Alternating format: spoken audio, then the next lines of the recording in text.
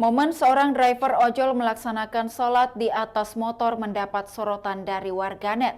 Berdasarkan keterangan dari salah satu netizen, ojol tersebut melakukan sholat lihumarti wakti. Sholat lihumartil wakti adalah sholat yang dilakukan ketika tidak menemukan dua media bersuci, yaitu air dan debu, sedangkan waktu sholat sudah masuk. Salat lihumartil wakti bisa juga diartikan sebagai salat yang dilakukan dalam keadaan tidak sempurna disebabkan tidak memenuhi syarat dan rukun salat. Salat ini dilakukan dalam rangka menghormati waktu salat.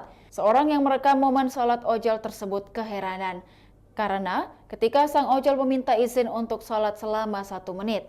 Ia mengira sang ojol tersebut ingin numpang sholat di dalam rumahnya. Namun saat dibukakan pintu, rupanya ojol tersebut sholat di atas motornya.